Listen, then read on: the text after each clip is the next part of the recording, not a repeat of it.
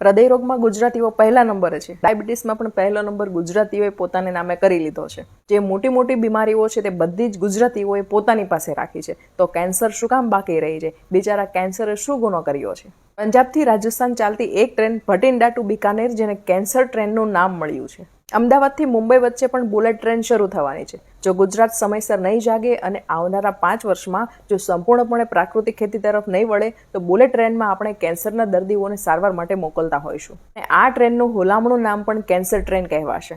થોડા વર્ષો પહેલા અમદાવાદમાં કેન્સરની એક જ હોસ્પિટલ હતી. આજે 25થી વધુ હોસ્પિટલ છે, છતાં પણ ઓછી પડે છે. આમ તો ગુજરાતે ચેતવાનો, ચોંકવાનો અને સુધારવાનો રિવાજ સાવ જ કાઢી નાખ્યો છે. ઘરે ઘરે કેન્સરના ખાટલા હોય એ દિવસો દૂર નથી. કેન્સર કોમન થઈ રહ્યું છે. ગુજરાત કેન્સર રિસર્ચ સોસાયટીમાં દરરોજ 20થી 30 કેન્સરની સર્જરી થાય છે. આખા ભારતમાં કેન્સરમાં ગુજરાત પહેલા નંબરે છે. અને હોય જ ને, કારણ કે ગુજરાતીઓને પહેલા નંબર સિવાય બીજું કંઈ ફાવતું જ નથી. કેન્સર માટે કેમિકલ વાળો ખોરાક ખૂબ જવાબદાર છે. એમ કહો ને કે આપણે અત્યારે રોજ ઝેર જ ખાઈએ છીએ. આપણી ખેતીની જમીનો અને ખેતીની પદ્ધતિઓ ઝેરીલી થઈ ગઈ છે. જંતુનાશક દવાઓ, રાસાયણિક ખાતરો અને પ્રચુર કેમિકલ્સને કારણે ખોરાકમાં ઝેર વ્યાપી રહ્યું છે. કેમિકલની મદદથી ખેડૂતો 10 થી 15 ગણો પાક લઈ રહ્યા છે. અમુક દવા તો એવી આવે છે કે શાકભાજીના કોઈ પણ છોડ પર છાંટવામાં આવે તો દર 3 દિવસે પાક મળે અને શાકભાજીનું કદ 2 થી 3 ગણું વધી જાય છે. કેમિકલના પ્રતાપે શાકભાજી અને ફ્રૂટ્સને તાજા દેખાડવા માટે કલર ચડાવવામાં આવે છે. શું આપણે હવે શાણા ગુજરાતીઓ નથી રહ્યા? કેન્સરની સામે ઝૂકવાને બદલે તેને ઝુકાવવું પડશે. એના માટે શું કરી શકાય? પહેલું કે ગુજરાતમાં માંડ 5% જમીનમાં પ્રાકૃતિક ખેતી થતી હશે.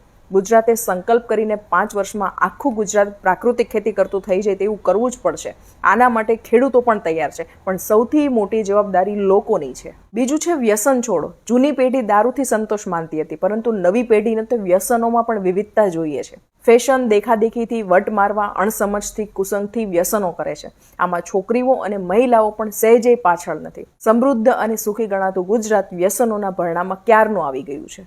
ત્રીજું છે માનસિક તણાવ ખૂબ જ વધી રહ્યો છે.